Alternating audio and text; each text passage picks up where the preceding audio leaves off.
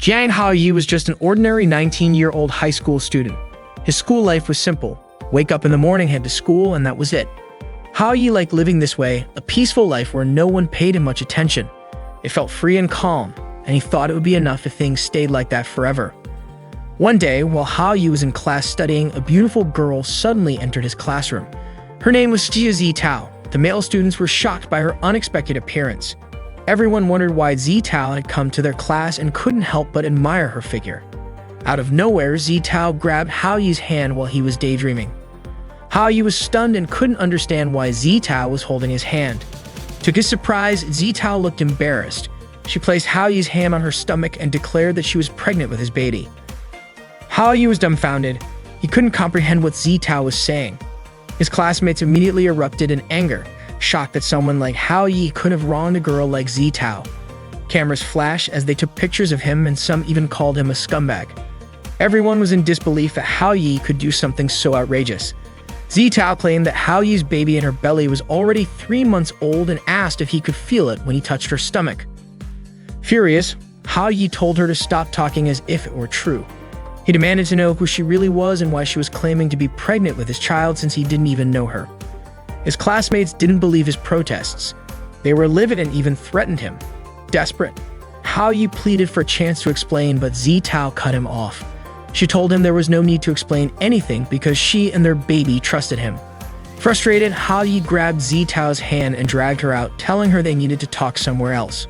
News about Zitao's pregnancy quickly spread online, and Haoyi became the center of everyone's ridicule. Wherever he went, people followed him, calling him names and shouting insults. Haoyi had to hide just to get away from all the chaos. While he was hiding, Zitao suddenly appeared in front of him with a smile. She teased him, saying the baby in her belly told her that Haoyi's legs were short and he ran too slowly. She even warned him to be careful around her. Exhausted, Haoyi begged her to stop with the nonsense. That same day, the school broadcast system called for Haoyi to report to the teacher's office immediately. Feeling like he was in serious trouble, Haoyi told Zitao to wait for him on the rooftop.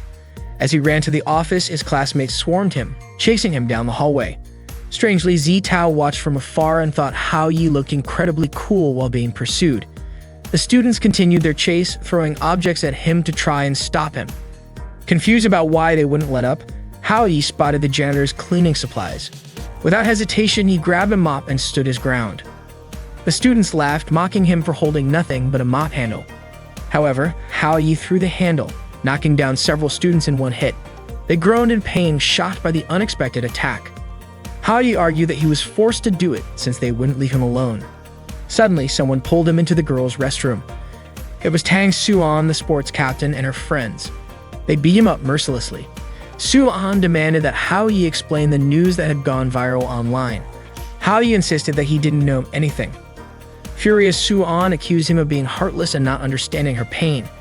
Instead of responding, Haoyi's eyes drifted towards Suan's chest, and she punched him immediately.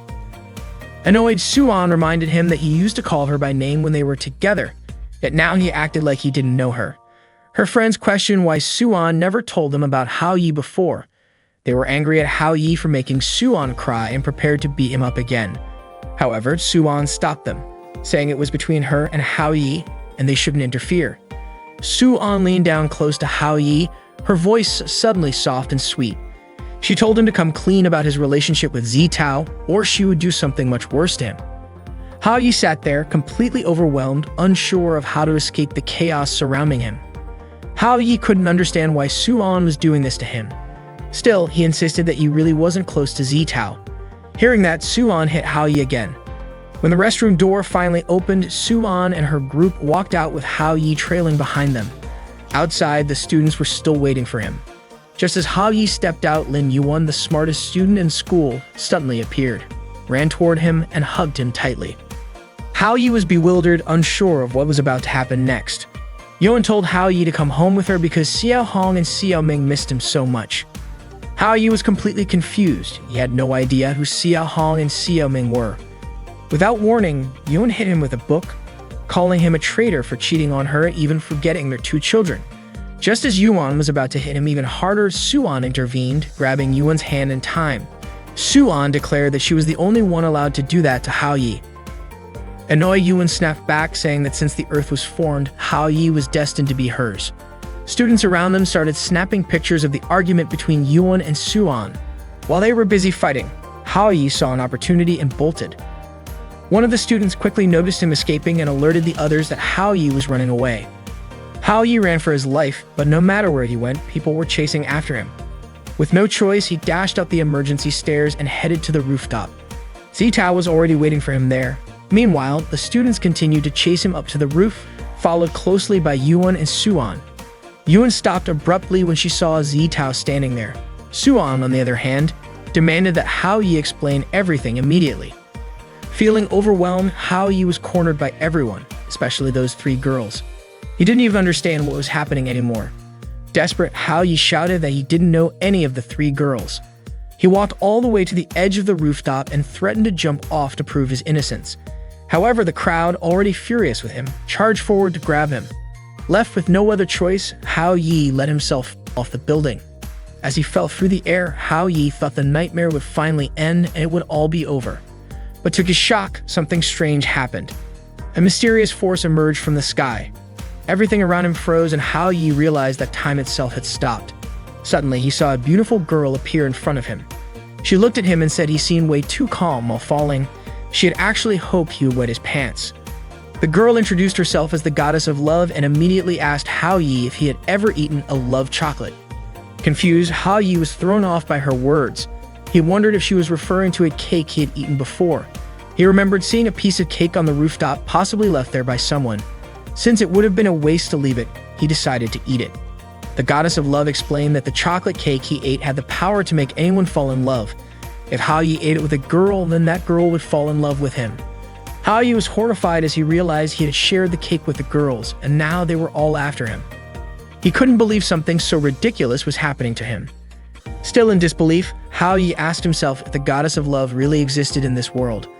But there she was, right in front of him as he fell from the rooftop. The goddess of love introduced herself as Mai Tata, explaining that she was still in training.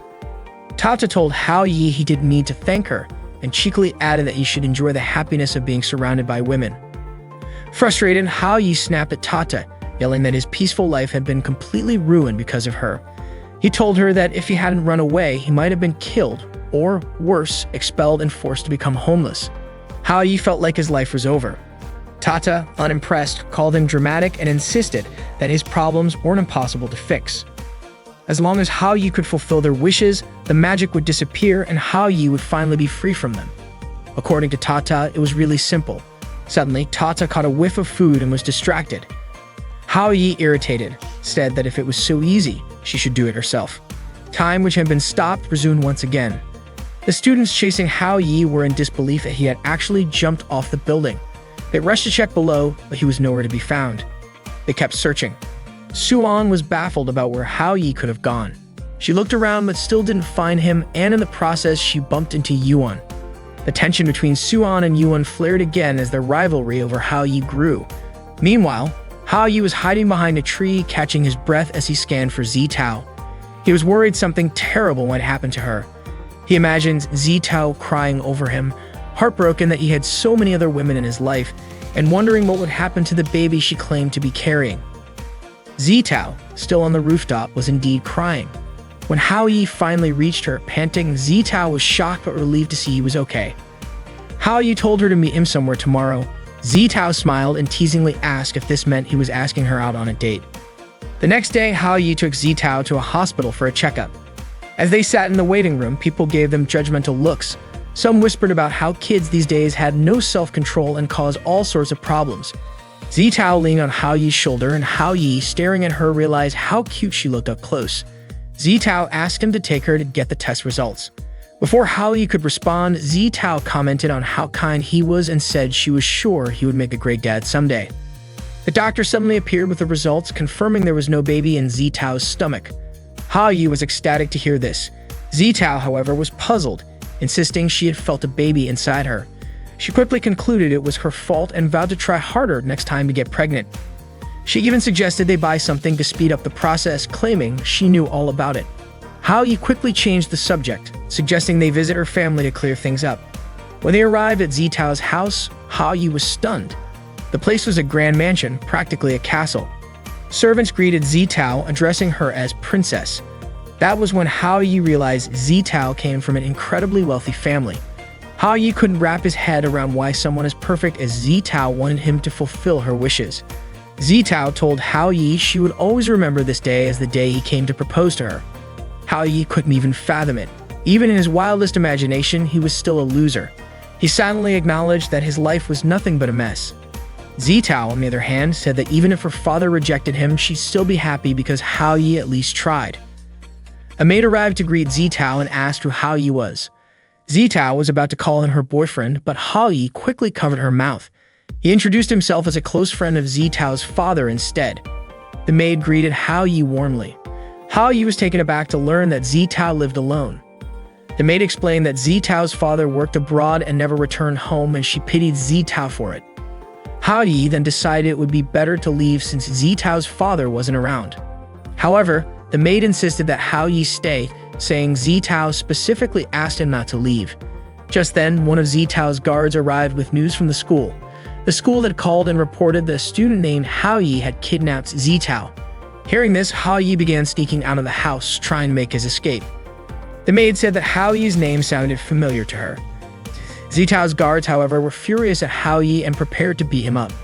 Hao Yi pleaded with them, insisting that they had misunderstood the situation, but the maid urged them to attack him anyway. Hao Yi ended up getting severely beaten. Zitao arrived just in time and ordered her guards to release Hao Yi, declaring that she and Hao Yi were in love. The guards hesitated momentarily, but one of them scoffed and said that if Zitao truly loved someone like Hao Yi, the world might as well be ending. He instructed the others to finish Hao Yi off. Once again, Hao Yi was brutally attacked. Zitao shouted that she didn't care if Hao Yi was poor or unemployed. Even if the best he could do was support her as a scavenger, she would still marry him. Despite her words, the guards showed no mercy and continued to pummel Hao Yi. Through her tears, Zitao vowed to try harder next time, even though she wasn't pregnant anymore. She encouraged Hao Yi to give it his best tomorrow as well. Hearing this, the guards became even more enraged and intensified their assault on Hao Yi. Zitao finally pleaded with them to stop torturing Hao Yi. By now, Hao Yi had been thrown against a wall and gasping for air, begged Zitao to stop talking. Zitao quickly pulled Hao Yi to his feet and dragged him into her room, slamming the door shut behind them. The guards pounded relentlessly on Zitao's door, demanding to know what Hao Yi was doing inside. Zitao refused to open it and declared that her love for Hao Yi was pure and true. Hao Yi panicked, clamped his hand over Zitao's mouth, begging her to stop shouting. The guards outside kept banging on the door, warning Zitao not to fall for Hao Yi's tricks. Meanwhile, Hao Yi let out a frustrated sigh and accidentally noticed an old calendar sitting on Zitao's desk. On the calendar was a note marking the best day ever, the day she had lunch with her father. The guards continued to hammer on the door, while the maid called Zitao's father to report the incident. However, her father brushed it off, saying it didn't matter as long as Zitao was safe. He even told the maid to stop bothering him with such trivial issues. In a sudden burst of determination, Hao Yi flung the door open and snatched the maid's phone. He yelled into it, declaring that he was the one who had kidnapped Zitao and daring her father to come meet him. The guards, surprisingly impressed by Hao Yi's courage, decided to prepare a meal for him so he wouldn't be hungry when meeting Zitao's father. Not long after, 2 helicopters landed in the yard and several cars arrived to secure the property's entrance. Hao Yi braced himself, convinced that wealth could only be achieved through hard work. He knew he had come too far to back down now. Zitao's father finally arrived at the house, greeted with reverence by the guards as they lined up to welcome him. Zitao's father arrived in front of his house with his subordinates, and all the bodyguards respectfully greeted him. Hao Yi could feel the intimidating aura emanating from Zitao's father. Zitao's father remarked that Hao Yi was quite bold for summoning him. He then ordered his subordinates to keep an eye on Hao Yi. Hao Yi, feeling relieved that perhaps nothing would happen, quickly had his hopes dashed when Zitao's father commanded his men to teach Hao Yi a lesson. Once again, Hao Yi was surrounded and beaten up. Zitao tried to intervene, telling her father that Hao Yi was innocent. She showed him the results of her checkup, proving that she wasn't pregnant. This made Zitao's father stop his men, and he turned to Hao Yi, asking about his true intentions. Hao Yi then asked if he hadn't claimed to have kidnapped Zitao, would Zitao's father have come home to see her at all, or would he have just continued forgetting about her? Zitao's father was shocked by Hao Yi's words, and Zitao herself was deeply moved. Hao Yi continued, explaining that Zitao still needed her father, but her father couldn't see that. While Zitao's father had given her a luxurious house, personal bodyguards, and servants, and ensured she never went hungry, was that really what Zitao wanted? Hao Yi passionately argued that what Zitao truly desired was her father's love. Did you ever give her that love? Hao Yi shouted. Zitao was overwhelmed with emotion at Hao Yi's words. Zitao's father, furious, grabbed Hao Yi by the collar and yelled, "What do you know about love? Do you think money grows on trees?" Hao Yi pleaded with him to stop hurting his own family. He then showed Zitao's father a calendar from the previous year, marked as Zitao's best day. It made her father remember a joyful moment they'd shared together during a simple lunch. It dawned on him that what Zitao wanted most was to be with him.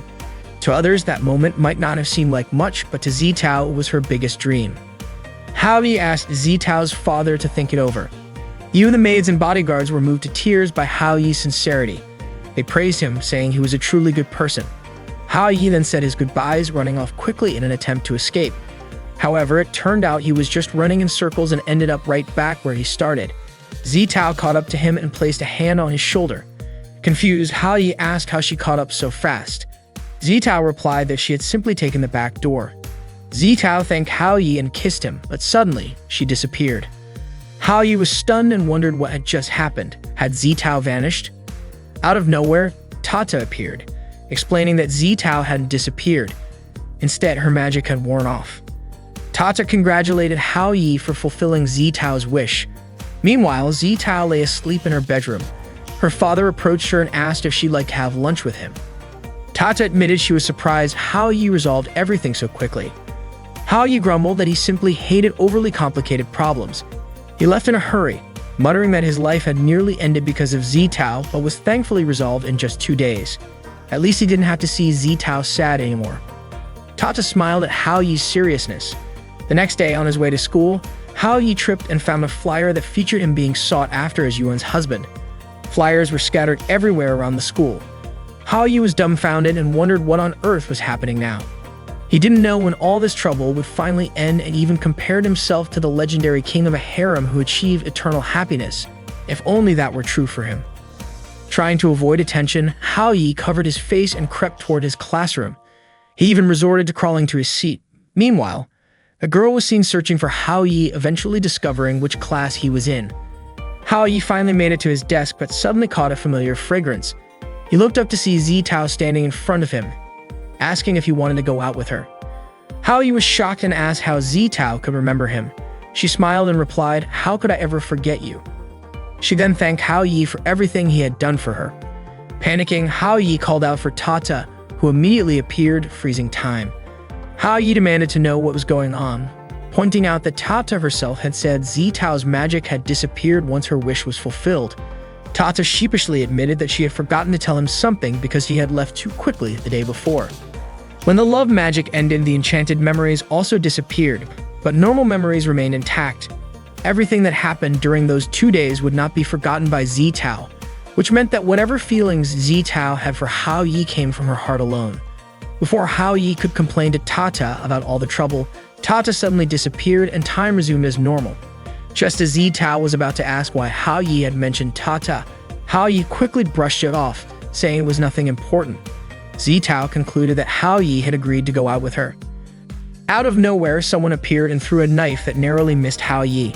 The girl's name was Aishen Shili. She called Hao Yi honey and asked why he hadn't invited her on his date. Shili then interrogated Hao Yi about his relationship with Zitao. Terrified, Hao Yi stammered that it was all a misunderstanding. Shili, however, declared that she would clear up the misunderstanding herself. Without warning, she kissed Hao Yi fiercely on the lips, shocking their classmates, who shouted about how daring the two of them were. Shili then smugly asked Zitao if she understood now that Hao Yi belonged to her. Hao Yi, rendered helpless by Shili, desperately asked for help. Just then, Shili's mother appeared and smacked a bag into Shili's face, telling her to stop what she was doing. Shili, still recovering, asked what her mother was doing there. Her mother was stunned that Shili had traveled all the way from America just to see Hao Yi. Hao Yi nervously greeted Shili's mother, but both Shili and her mother immediately told him to be quiet. Shili's mother demanded that Shili return home, but Shili refused, boldly claiming that no one could stop her from being with Hao Yi. Shili's mother, clearly disapproving of her daughter's relationship with Hao Yi, insisted that Shili give up on him. The two began to fight right in front of everyone. Shili's mother easily won, leaving Shili lying on the ground completely defeated. The students wasted no time snapping photos of the spectacle. Shili's mother ordered her subordinates to take Shili away immediately.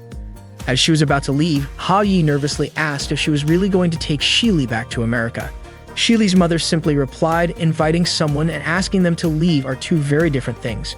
She then ominously advised Hao Yi to consider buying insurance. Terrified, Hao Yi muttered that his life might soon come to an end.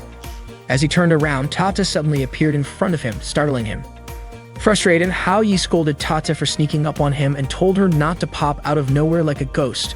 Despite calling her sweet-looking like a goddess, he grumbled that her behavior was as scary as a ghost.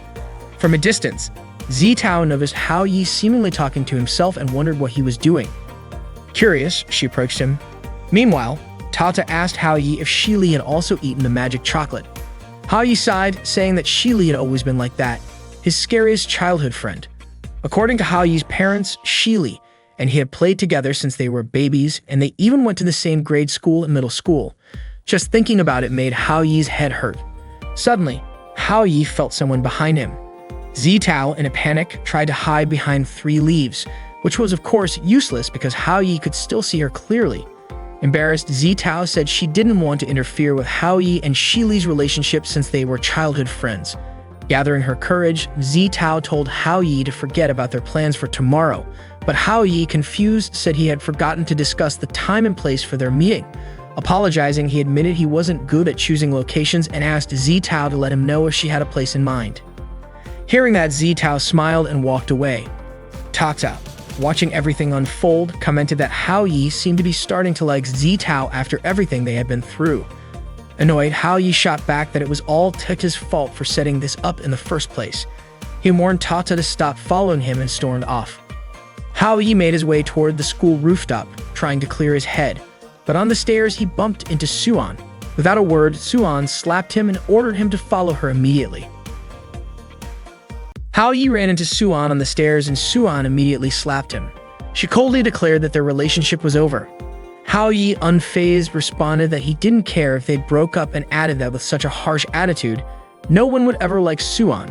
Furious, Suan stormed off, leaving Hao Yi stressed and frustrated. Tata appeared moments later, asking what had happened to Hao Yi in the short time she'd been gone. Hao Yi explained that he had just been slapped and dumped by Suan. Even though Suan's feelings were fake, suddenly being dumped like that still made him upset. Hao Yi then asked Tata why Suan had decided to break up. Was it because the problem wasn't resolved? Tata smirked and said that Hao Yi clearly didn't understand women. She explained that when most women ask for a breakup, it's usually a warning sign. Tata then disappeared before Hao Yi could respond, leaving him worried that something terrible might happen to Suan. He even wondered if she might be planning to hurt herself. Later that afternoon, Hao Yi saw Suan punishing a group of boys by making them do push-ups. They looked utterly exhausted, struggling to complete the hundreds of push-ups Suan demanded. She scolded them, saying they deserved this punishment for losing a bet to the girls. One of the boys begged for forgiveness, promising they wouldn't underestimate her again. Instead of forgiving him, Suan sprayed him with water. Tata and Hao Yi watched the whole thing from a distance. Tata remarked that Suan was truly oppressive, managing to stay completely unfazed despite just having broken up. Seeing how bad the situation was, Hao Yi decided he had to step in and save the poor boys. Tata teased him, pointing out that he could barely save himself. Hao Yi approached Suan, trying to reason with her. He told her that it was just a bet and there was no need to push them so hard. Suan scoffed, mocking Hao Yi for daring to confront her after what had happened between them. The boys cheered Hao Yi on, calling him their savior, but Suan quickly silenced them by spraying them with water again. In a panic, Hao Yi grabbed the water sprayer from Suan, but in the struggle, he accidentally sprayed her instead, soaking her completely.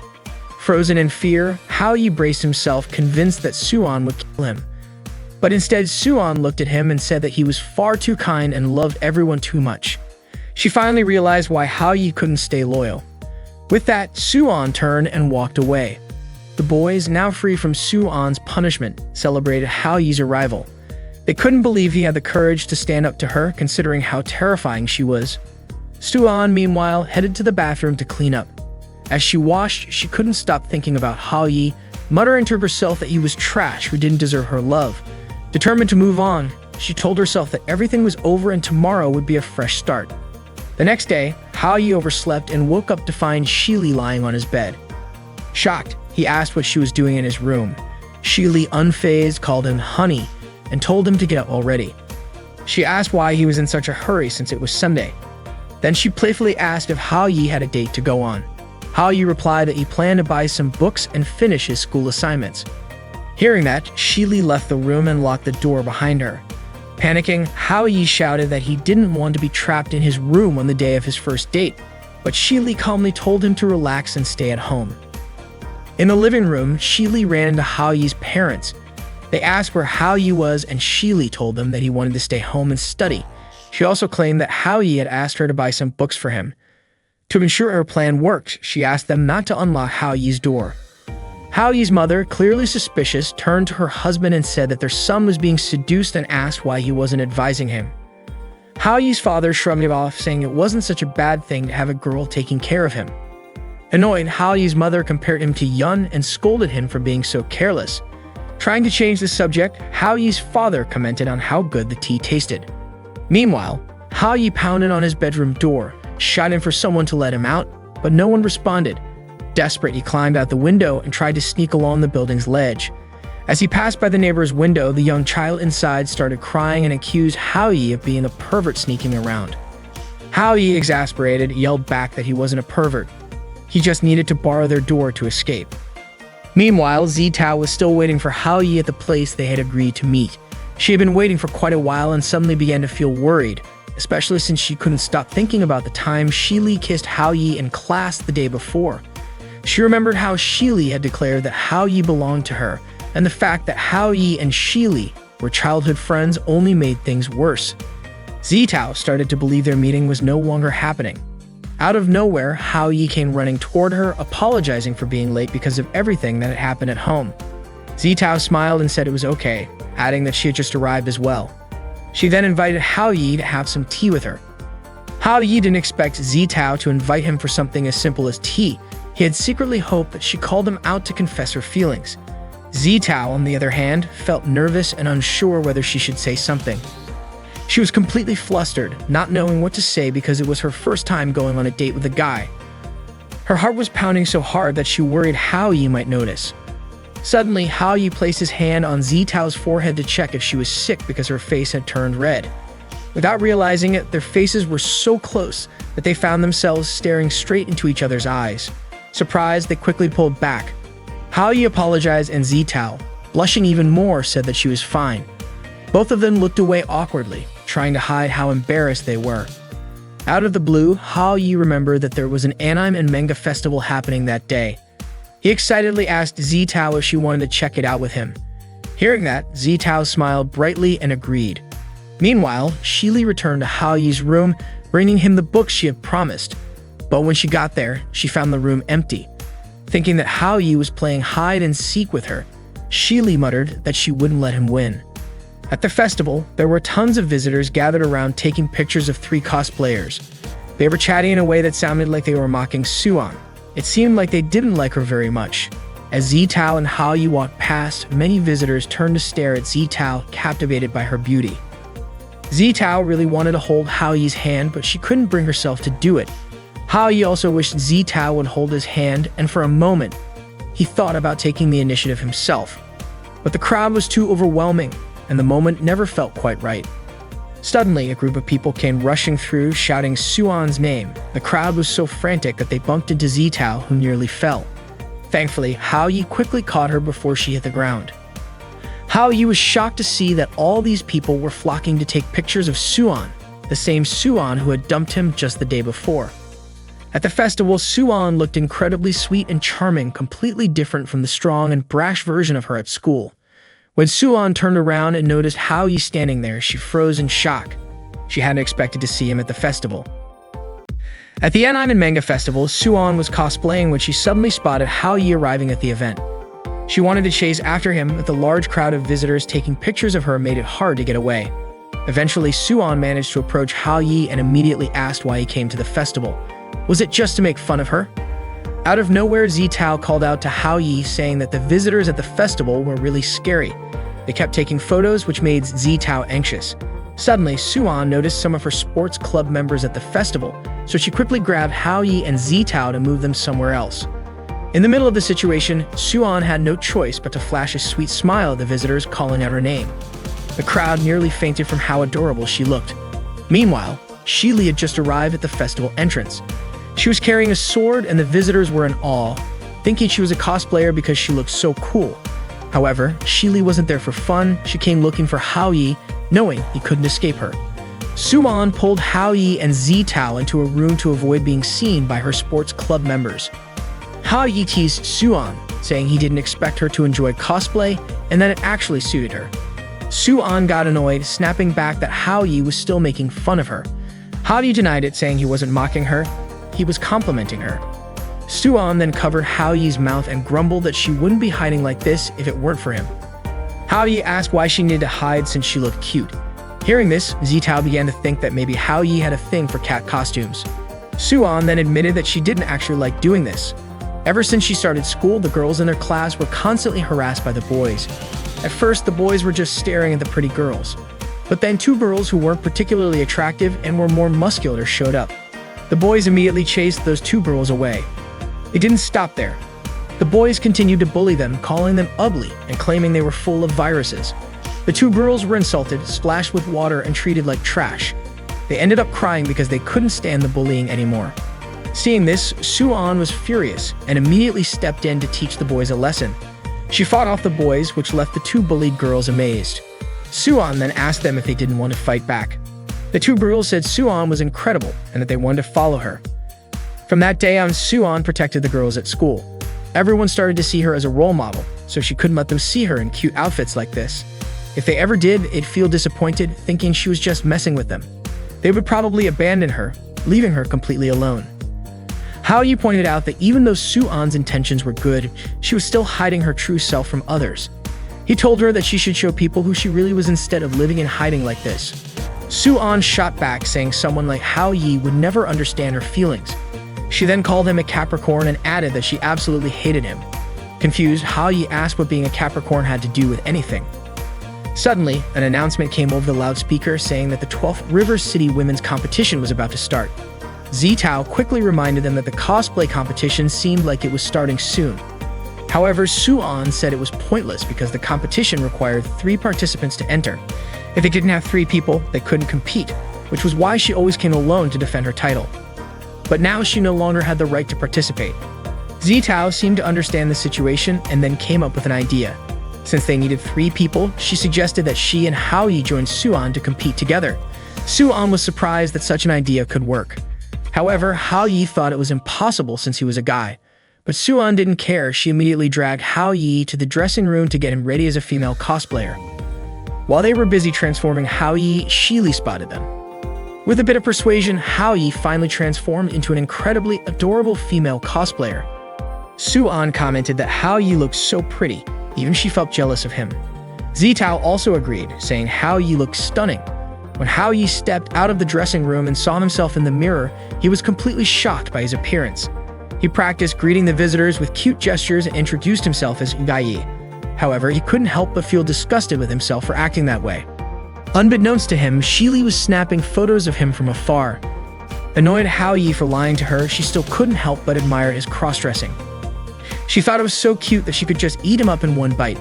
Shili decided she had a new plan to have some fun with Hao Yi. Suddenly, Suan burst into tears after discovering that the outfit she planned to wear for the competition had been torn. Zitao wondered who could have done something so cruel to Suan.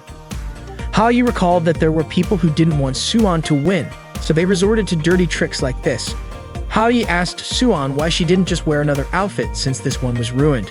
However, Suan misunderstood him, thinking he was implying that someone like her wasn't suited to wear something like that. Hao Yi immediately clarified that he didn't mean it that way, but Suan, now upset, snapped that she didn't need his pity. She cried and ran off, leaving Hao Yi calling after her, but he couldn't stop her. The ones who ruined Suwon's outfit were the same girls who had been gossiping about her in the lobby earlier. They had planned this sabotage so they could win the competition themselves. Haoyi asked Zitao if Suwon's outfit was expensive. Zitao explained that the first time Suwon won, it was because she wore a costume she had made herself, which was irreplaceable to her. Suwon dropped the torn outfit and ran outside. Haoyi finally understood why Suwon was so determined to protect her secret. She was very careful about how others saw her. At that moment, Suwon seemed to have lost the will to fight back, but what mattered most was that they still needed to participate in the competition and win it. While in the bathroom, Haoyi tried to recall what a cosplayer needed to do. First, introduce themselves, then showcase their unique appeal as the main attraction. He still hadn't found Suwon, and Zitao hadn't managed to find a suitable outfit yet. It seemed like Haoyi would have to go on stage first. Suddenly, Tata appeared, startling him. Haoyi reminded her that she was in the men's bathroom. Tata nonchalantly asked if Haoyi was having trouble. Haoyi asked her how he could win the cosplay competition and surprise everyone. An idea popped into his head as he thought about the concept of surprises, and he stared at Tata. Feeling awkward under Haoyi's gaze, Tata squirmed uncomfortably. The Anan cosplay competition for women finally began, and Haoyi, now introducing himself as Yai, had to go first. He felt a little nervous because the crowd was huge.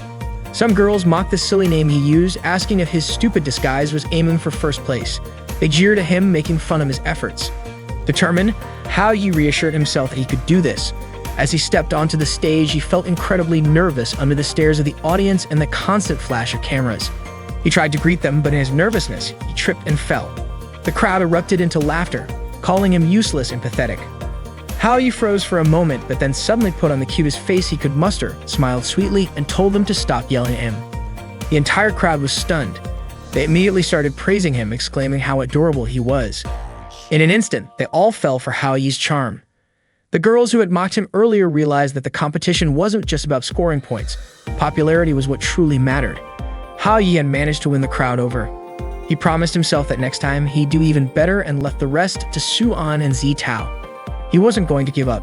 Meanwhile, Tata was searching for Suwon, but she was having a hard time because everyone at the event looked so similar.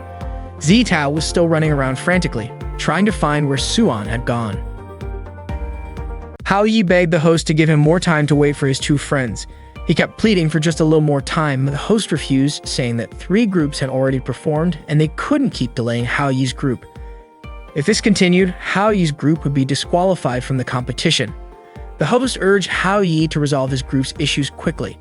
He then announced that the next group to perform was Haoyi's. Haoyi stepped onto the stage and stood frozen for a moment, prompting the host to ask why he was just standing there. The crowd started chanting Suwon's name over and over. From above, Suwon could see Haoyi. Gathering his courage, Haoyi finally spoke up to calm everyone down. Then he began to sing in his cutest style. The audience loved it, but they continued shouting for Suwon, demanding that she appear on stage. Hearing the crowd scream for Suwon made Haoyi stop singing. Backstage, the 3 cosplayers who had sabotaged Suwon's costume were watching Haoyi perform. They were confident the audience would quickly grow bored of Haoyi's performance, even calling it a clown act. The audience kept shouting for Suwon to appear, and Haoyi pleaded with them to listen. He explained that he had come to the festival with a friend and said he thought Suwon was the one suffering the most. To avoid hurting anyone's feelings, Suwon always tried to hide her true self, but no one realized just how much she hid the things she loved. Haoyi went on, saying that he had seen how much Suwon truly enjoyed cosplaying. Though it shocked him at first, he wanted to tell Suwon that when she was in cosplay, she was the most confident and natural version of herself that he had ever seen. Haoyi then shouted, asking where Suwon was and if she could hear him. He begged her to come out. Suddenly, the railing above the stage broke and Suwon fell. The crowd gasped in fear, worried something terrible would happen to her. At that moment, time seemed to stop. Haoyi moved effortlessly, catching Suwon and pulling her into a hug. Miraculously, they both transformed into new costumes. The crowd erupted into cheers, amazed at Haoyi and Suwon's incredible appearance. People in the audience speculated that they must have had tons of sponsors and spent a fortune on their costumes. Cameras flashed non-stop as everyone took pictures of them. Haoyi turned to Suwon, asking if she was okay. The host announced that it looked like they already had their winner since the crowd's reaction was so enthusiastic. In the middle of the audience, Zitao watched Hao Yi and Suan's performance and admitted that it was truly amazing, though she couldn't help but feel a little sad that she wasn't the one up there. The host even joked that he never expected Hao Yi to know magic tricks. Suan looked at Hao Yi and said it didn't seem like magic at all, demanding that he explain what had really happened. Hao Yi, however, couldn't bring himself to tell her. Tata, watching from backstage, sighed in relief, grateful that everything had been done just in time. Meanwhile, Shili was watching Hao Yi and Suan from behind the stage, annoyed that Suan had suddenly gained so much confidence after Hao Yi changed her look. Calling Suan slag, Shili muttered that she wanted to cut Suan in half. Suddenly, Shili overheard some girls talking about Suan. They were surprised Suan had still performed even after they had torn her costume. They admitted that Hao Yi looked really cute and even discussed inviting Hao Yi to join their group next time. They couldn't stop gushing about how sweet Hao Yi was. Hearing this, Shili grew furious. Realizing that these girls were planning to steal Hao Yi, she decided to teach them a lesson. In the dressing room, Suan was visibly exhausted after the competition. Hao Yi asked her if she was okay, reminding her that they had won. Suan scolded Hao Yi for being in the women's dressing room and told him to leave. Hao Yi explained that his clothes were inside the room. Suan told him to wait outside and said she would change first. Hao Yi insisted that he should go first since he could change quickly, but Suan refused. They began bickering over who should change first. In the middle of their squabble, Suan shoved Hao Yi. Suddenly, they found themselves undressed and face to face. Suan froze for a moment before slapping Hao Yi across the face. Suan quickly shut the door, but Hao Yi shouted that his clothes were still inside. Without hesitation, Suan threw his clothes and shoes out at him, slammed the door shut again, and called him a pervert. Just then, Tata approached Hao Yi and asked if he was in trouble. Frustrated, Hao Yi snapped at her, asking how she could even ask such a question. After all, wasn't she the one who had caused all this mess? Tata froze in shock, only to realize Hao Yi was undressed. Embarrassed, she covered her eyes and told him to get dressed quickly out of respect for the goddess who had helped him. Hao Yi, still annoyed, blamed Tata for not warning him that the outfit would disappear after some time. Apologetic, Tata admitted she wasn't very skilled with magic and often made mistakes when nervous. She confessed she had the lowest rank among all her peers. Hao Yi softened and reassured Tata that it wasn't her fault. He admitted that if she hadn't shown up at the right moment, he wouldn't have been able to save Suan. Hao Yi then thanked Tata, acknowledging that it was thanks to her always watching over him. Tata found herself marveling at how strange humans could be. Zitao then approached Hao Yi, inviting him to head home. Hao Yi suddenly realized he had forgotten about her entirely. He asked if Suan would be joining them on the way back, but Suan told him to go ahead without her. Curious, Suan asked why Hao Yi would even consider inviting her to walk home with him. Little did she know 3 girls who had earlier sabotaged her outfit were trapped inside the wardrobe where she had changed. Apparently, Shili had locked them in there. Meanwhile, Hao Yi only escorted Zitao as far as the station because he had something else to do. Zitao assumed it must be related to Suan. Before parting ways, Zitao thanked Hao Yi for walking her to the station, saying she had a wonderful day. As she left, Hao Yi found himself thinking about how considerate Zitao was. Still, his mind wandered back to Suan. How was she doing? As Suan walked out of the building alone, Hao Yi suddenly called out to her. She turned around, scanning for the source of the voice. Spotting Hao Yi by himself, Suan asked where Zitao was. Hao Yi explained that he had sent Zitao home without him because there was something he wanted to talk about with Suan. Surprised, Suan asked if Hao Yi felt sorry for her. Without missing a beat, Hao Yi invited Suan to come over to his place and stay the night. Furious, Suan slapped Hao Yi across the face and called him a pervert. She ran off, shouting that she didn't want to talk to him ever again.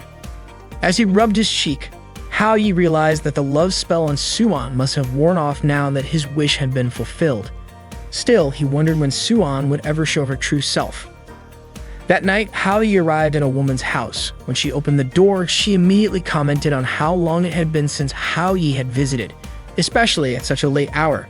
Smiling, she invited him inside. That night, Hao Yi went to the home of his teacher, Jiran. Ran opened the door and commented on how long it had been since Hao Yi last visited her, especially considering it was already late at night. She invited Hao Yi in and he asked if she was also staying up late. Hao-yi was startled when he saw Ron's revealing outfit and asked if she could wear something a bit more modest. Rain responded by asking what exactly Hao-yi was worried about, especially since it was just the two of them in the house. It became clear to Hao-yi that Rain hadn't changed at all. Rain's house was a complete mess, filled with trash from food and drinks. Hao-yi couldn't believe how long it had been since Ron last cleaned. He was suddenly shocked to see a bride lying on a chair. He thought to himself that it was no wonder Ron was still single. Her life was so chaotic. The sink was overflowing with dirty dishes and her fridge was empty. Hao-yi remarked that even a mouse would starve if it lived in her house. Ray then asked why Hao-yi had come to see her. Was it because his new girlfriend, Shili, was bothering him again? Hao-yi quickly clarified that Shili wasn't his girlfriend. She was just a childhood friend. When they were kids, Shili used to cry because Hao-yi was always better at everything, even though she tried her best, but still couldn't surpass him. To comfort her, Hao-yi told Shili she would definitely do better one day. A few days later, Hao-yi noticed something strange about Shili. He was puzzled as to why she kept chasing him and hitting him. Shili yelled at him, accusing him of lying to her. Hao-yi had told her that her grades would surpass his, but reality didn't match his words. Frustrated, Shili demanded Hao-yi tear up his exam papers so they could compete on a level playing field again. Of course, Hao-yi refused and chose to run away instead. This made Shili even angrier with him. In middle school, Hao-yi's grades remained higher than Shili's, which annoyed her to no end. She started hitting him again and even threatened him not to upset her further. Since then, Hao-yi decided to intentionally let Shili win. Shili was delighted by her victories, and the two of them managed to get through middle school without further problems. However, during summer classes, Shili shouted from outside the classroom, saying she didn't care if Hao-yi's grades weren't as good as hers. She wanted him to go to America with her, and she would cover all the expenses. Hao-yi opened the classroom window and told Shili to stop as he had no intention of going with her. The other students gathered around, curious about the commotion. Shili suddenly proposed a bet. If her grades were better than Hao-yi's in the next exam, he would have to go to America with her and attend school there. In the following exam, Hao-yi achieved the highest score. His classmates were surprised by his sudden improvement. Shili confronted him and asked if he hated her or if he truly didn't want to go to America with her. Hao-yi assured her it wasn't like that and asked her not to misunderstand. Shili started crying and walked away. Hao-yi couldn't help but wonder if Shili's life was more difficult than he realized. Ray then asked if Hao-yi was tired of always letting Shili win. Hao-yi replied that in the next exam he would try even harder, and if there was anything he didn't understand, he would call Ran for help. Ran was shocked, saying it had been a long time since she'd seen Hao-yi so serious. She offered him a drink, which he accepted. That same night, Zitao wanted to send a message to Hao-yi but couldn't decide what to write. Suddenly, Hao-yi messaged her first. Zitao felt touched by Hao-yi's thoughtfulness. Even though she was happy that Hao-yi had helped Suan, she secretly wished she could have Hao-yi all to herself. Meanwhile, a drunk Ron started getting closer to Hao-yi. He told her to stop acting wild because it wasn't funny at all. He explained that he came over because of a friend. Hearing the word friend, Rain began to wonder if Hao-yi had someone else in mind. She mentioned that Hao-yi was quite attractive, and because he was kind and friendly, it wasn't surprising if he had made girlfriends. Hao-yi asked her to stop saying nonsense, especially since he considered himself a loner. Rain eventually fell asleep from drinking. The next morning, when Hao-yi was about to leave, Rain intentionally called out to him loudly, referring to him as darling. Everyone nearby started gossiping, calling Hao-yi a shameless young man, assuming he was in a relationship with an older woman. Frustrated, Hao-yi ran away to avoid further embarrassment. That day, Suan was leading a training session with her sports club members. Her leadership style had softened a bit compared to before. Two male students noticed the change, commenting on how Suan had looked intimidating and stern during practice just the week before. Suddenly, Suan approached them, noting how energetic they seemed. Without warning, she punished them by assigning them an extremely heavy weight to lift. Everyone cheered for the two male students as Suan encouraged them, saying that since they were training with the girls, they needed to set a good example. The boys muttered that Suan's idea of encouragement was more like torture. Suan overheard them, smirked, and playfully tickled one of them before patting his back and telling them to give it their all. Hao-yi then arrived looking for Suan.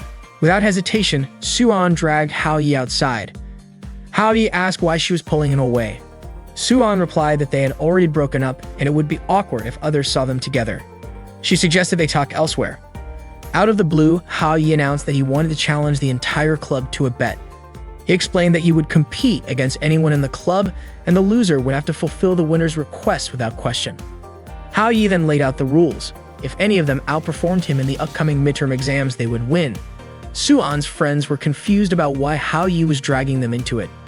Hao Yi continued, adding that if he didn't get the highest score in the school, they would also win. He teased Suan, asking if those rules weren't already in her favor. The male students thought Hao Yi was crazy, calling it academic suicide, especially since Lin Yuan was ranked first in the school. Hao Yi asked who among them would step up to protect Suan. Suan was baffled by Hao Yi's logic. It was clear he would lose, especially since one of her subordinates, Qiaokeli-ing, was in the school's top 10 rankings. Suan's friends urged her to accept the challenge, promising they would back her up. Suan reluctantly agreed. Hao Yi left, saying he would return in a week. From that moment on, Hao Yi focused entirely on studying. Later, Hao Yi was studying in the library and Zitao happened to be there too. She overheard some students talking about Hao Yi, saying he had made a bet with Suan. They mentioned that if Hao Yi didn't get the top score, he might even get expelled, which was why he was so determined to study. Suan observed Hao Yi from behind a bookshelf, still unsure of what was going through his mind. That evening, heavy rain poured down unexpectedly, even though it had been sunny earlier. Hao Yi, still studying, decided to go to bed early to prepare for the exams the next day. As he moved to close his window, he noticed Shili standing outside in the rain. Without hesitation, he grabbed an umbrella and went downstairs to meet her. Seeing Hao Yi, Shili ran toward him and hugged him tightly. She confessed that someone had insulted her again and asked if she was a disappointment despite her efforts to change. Hao Yi understood how Shili felt. He assured her that she wasn't a disappointment and embraced her, telling her to stop dwelling on negative thoughts. That morning, Hao Yi was on the train heading to school. Still groggy from the night before, he recalled how he had escorted Shili home. Shili's mother had thanked him, explaining that Shili had been unwell lately and she couldn't let her go to school alone. Meanwhile, Suan was washing her face, her mind wandering to thoughts of Hao Yi, when suddenly, one of her club members informed her that Hao Yi had just arrived at the school gate. Zitao approached Hao Yi, noting that he looked exhausted. Concerned, she asked if he was sure he could handle the exam in his condition. Hao Yi reassured her that he was prepared. Not long after, Suan and her sports club members intercepted him. Suan told Hao Yi that he still had a chance to change his mind, but one of her clubmates interjected, saying it was already too late. They were eager to see him fail. Hao Yi didn't say a word and simply walked past them, prompting the club members to call him a coward. Suan, however, remained curious about what was going through his mind. The exam began with Ran supervising Hao Yi's class. She suspected that once Hao Yi focused, he might surprise everyone. To Ran, there was something undeniably endearing about Hao Yi. Before long, Hao Yi left the exam room. Suan's friends assumed he had given up. When the exam concluded, relief spread among the students. As everyone felt the weight of the exam lift, Suan noticed Hao Yi and thought about approaching him, but Zitao beat her to it, leading Suan to change her mind. Hao Yi asked Zitao for help picking something out specifically. He wanted her to choose some clothes for him.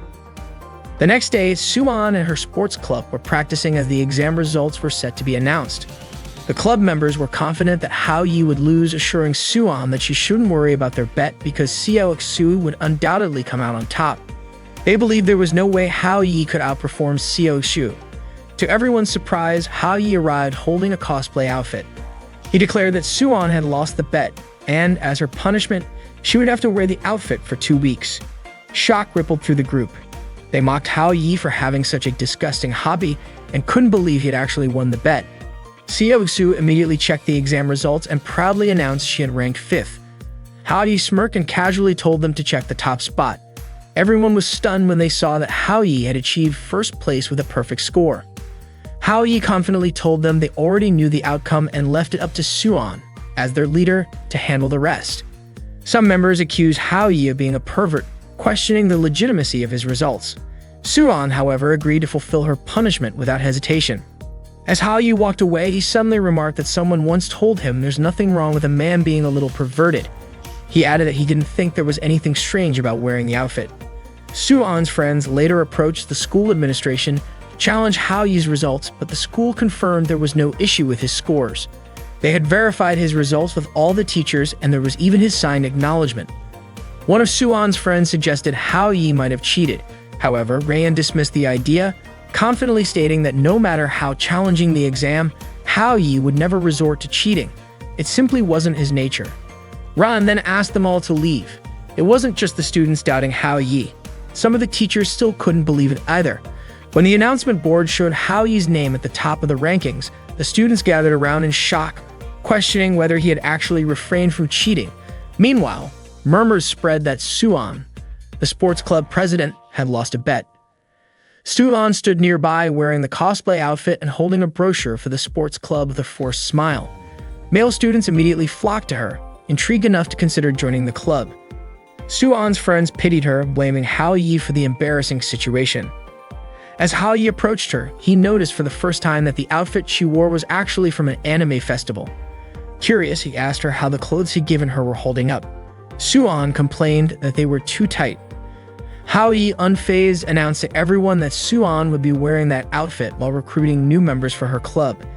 He leaned in and whispered to her, "From now on, it's all up to you." Suan then stepped forward, acting cute and cheerful to promote the sports club. Her performance earned praise from the onlookers, and Suan smiled with relief, even thanking Hao Yi. From afar, a girl watched them, wondering if Hao Yi had completely forgotten about his family. Later that evening, Hao Yi felt drained. He confided in Tata, telling her about the 2-week cosplay punishment he'd given Suan. Tata teased him, saying that he was already losing his edge with Suan, and that he couldn't use the same trick twice. Confused, Hao Yi pondered whether he needed a new plan. Suddenly, Zitao showed up and asked what was going on. Hao Yi dismissed her question, saying he was just feeling hot and trying to cool off. Right then, Suan arrived and threw the outfit Hao Yi had given her at his feet. Furious, she accused him of humiliating her because the clothes were clearly made for a child. Hao Yi tried to explain himself, turning to Zitao for backup, but Zitao, visibly nervous, excused herself, saying she had to leave for dinner with her dad. Seeing Hao Yi's apologetic face, Suan cracked a smile and told him she forgave him. Despite the bizarre circumstances, Suan admitted to herself that she felt happy. Hao Yi, too, smiled, reaffirming to himself that maybe there really wasn't anything wrong with a man being a little mischievous. The next day, while walking down the school hallway, Tata asked Hao Yi about who Shili had been talking about the previous night. Hao Yi replied that Shili was talking about her boyfriend. Tata was shocked, assuming Shili had been referring to Hao Yi. Laughing, Hao Yi clarified that he wasn't Shili's boyfriend. It was actually her ex-boyfriend she had been talking about. If it weren't for that guy, Shili wouldn't have ended up in her current situation. Out of nowhere, 2 little kids ran up to Hao Yi, calling him Dad. Hao Yi was utterly stunned, especially when Lin Yuan appeared alongside them. Yuan then said they were his children. This revelation shocked Hao Yi so much that he felt his soul leave his body, but Tata caught his spirit and put it back. Yuan explained that Hao Yi had left home and forgotten about his 2 children. Hao Yi remembered Yuan had once mentioned their children's names were Ming and Hong. Smiling behind Yuan, Tata seemed amused. Hao Yi quickly told her to keep quiet, adding he'd deal with her later. Misunderstanding, Yuan looked hurt, thinking Hao Yi was directing his harsh words at her. Hao Yi hurried to clarify that he wasn't speaking to Yuan. Yuan then asked if Hao Yi could come home that evening. Just then, Ming complained he was hungry.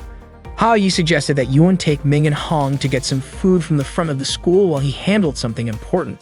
He promised to meet them at the school gate and asked the kids to call him uncle while in public. After they left, Hao Yi confronted Tata, visibly irritated. He demanded to know how much more she was hiding from him and why she kept complicating his life. Tata apologized, saying she'd been too busy to inform him earlier. She explained that the contract's primary purpose was to fulfill the wishes of the girls involved. If time passed and the contract remained unfulfilled, the magic would activate and their wishes would automatically come true. Hao Yi was baffled and frustrated, struggling to comprehend how such a ridiculous rule could exist. Worse, fulfilling these contracts seemed to be cutting his lifespan in half. Tata calmly said it wasn't as bad as it seemed, and in Hao Yi's words, could simply be considered delusions manifesting. Meanwhile, Yuan showed Ming and Hong the school announcement board, pointing out that their dad, Hao Yi, was ranked first, while Yuan herself was second. Hong praised both of them for being so amazing. Ming quickly reminded Hong to refer to Hao Yi as uncle, and Hong nodded, agreeing to comply. Yuan then received a phone call asking her to report to the office immediately. Before leaving, she instructed Ming and Hong to stay put and not wander off. The 2 kids promised to follow her instructions. However, as soon as Yuan left, Ming dashed off, announcing he would find Hao Yi. Hong, alarmed, chased after him. When Yuan returned and found her children missing, she panicked and ran to Hao Yi to inform him. Apologizing profusely, Yuan explained that Ming and Han had disappeared while she was gone for a short time. Hao Yi reassured her, promising to search for them around the schoolyard. He asked Yuan to wait by the school gate, as the children might have returned there. Hao Yi assured her nothing bad would happen. Elsewhere, Zitao was strolling through the school grounds when she noticed Hong crying. She stopped and gently asked Hong why she was upset. Hong explained that she couldn't find her uncle. Zitao immediately offered to help her search, which made Hong light up with gratitude. Meanwhile, Ming had finished a canned drink and wandered into the school's chemistry lab. Imagining himself as a superhero, he accused the people inside of being villains who had kidnapped his dad. The lab workers, confused, told him to leave. But in Ming's mind, this was a battle against evil. He hurled marbles at them, one of which hit a chemical flask, causing a reaction. To Ming, this was a triumphant explosion signifying his victory. Afterward, Ming slid down the staircase railing, gleeful about his imaginary success. At the same time, Hao Yi was searching frantically for Ming. The school's operator spotted Ming on the CCTV and was shocked to see a child wandering around campus. They broadcasted an announcement about the child's presence, catching Hao Yi's attention. Two students walking nearby were discussing the announcement, and Hao Yi asked if they'd seen where the child had gone. They pointed him in a direction, and Hao Yi hurried off to search. Ironically, Ming passed right behind him while he was looking elsewhere. When Hao Yi heard the sound of a door closing, he quickly turned to look and realized it was the girls' locker room. Hesitating, he peeked inside, spotting Ming hiding under a table in the middle of the room where several girls were changing. Hao Yi wanted to go in and get Ming out, but he feared being attacked again for looking like a pervert. He even considered leaving Ming there, trusting that a little kid like him wouldn't do anything wrong. Suddenly, a hand tapped Hao Yi on the shoulder, startling him. It was Tang Xuan, who immediately demanded to know what he was doing sneaking around. Without waiting for an explanation, she punched him. Meanwhile, Zitao offered Hong a drink and learned that the uncle Hong was searching for was Hao Yi. This revelation delighted Zitao because it gave her another reason to approach him. She invited Hong to continue searching together, but their attention was caught by a group of students gossiping about Hao Yi causing trouble in the gym. Worried, Zitao decided they needed to check it out. Back in the locker room, Hao Yi had been caught peeking and was now surrounded by angry girls. He tried to explain, saying the situation wasn't what they thought, but Suan interrupted him, demanding an apology. If Hao Yi apologized to the girls, Suan said she would let him go. Hao Yi begged them to hear his explanation, but the crowd wasn't interested. Just then, Ming appeared, declaring he would rescue Hao Yi. He ran into the room and pulled on Suan's clothes, startling her and causing her to hastily cover herself. One of the students pointed out that Ming was the child who had caused all the commotion. Hao Yi pleaded with the girls not to blame Ming and insisted they hold him accountable instead. Zitao and Hong arrived at the scene, and Hong immediately ran to Ming. A friend of Suan accused Hao Yi of being a voyeur and threatened to attack him. Hao Yi, forgetting his own predicament, tried to act like a hero for Ming. Suan told her friends to teach Hao Yi a lesson. While all of this unfolded, Yuan waited at the school gate until the dismissal bell rang. Hao Yi eventually showed up with Ming and Hong and Tao. Yuan immediately hugged the children, relieved they were safe. Hao Yi reassured her that there was nothing to worry about. They were fine. Out of nowhere, Tata appeared, calling Hao Yi an exhausted parent and offering to give him a special reward by lightly pounding on his back. Hao Yi suggested it would feel better if she massaged his shoulders instead. Hearing this, Yuan stood up and began massaging Hao Yi's shoulders, but Hao Yi quickly told her he wasn't asking her to do it. Hao Yi then told Yuan there was something important she needed to understand. He asked her to take a good look at Ming and Hong, who appeared to be around 7 or 8 years old. Yuan nodded. Hao Yi pointed out that neither of them was even 20 years old yet. He asked Yuan to think about the math. 20 minus 8 equals 12. It was impossible for him to have fathered those kids at 12 years old. But Yuan remained convinced that Ming and Hong were their children. Hao Yi couldn't understand how she could believe such a thing. Tata chimed in, explaining that it was the power of magic. Hao Yi demanded Tata undo the magic immediately, but she warned him that if she did, Yuan would lose her sense of self. Everyone interacting with Yuan had already fallen under the magic's influence, including possibly her family. Yuan, unaware of Tata's presence, asked who Hao Yi was talking to. Hao Yi brushed it off, offering to take her home. Yuan hesitated, but eventually admitted she didn't mind him coming back, though she didn't know how to react after he'd been gone for so long. Still, she thought it would be a good idea for him to come home. The group walked together to Yuan's house. At the door, Yuan knocked while Hao Yi nervously wondered if her family had been affected by the magic or not. When the door opened, a knife flew past, narrowly missing Hao Yi. Yuan, unfazed, asked her mother what she was cooking because it smelled delicious. Her mother, glaring sharply at Hao Yi, coldly said, "So you finally decided to come home."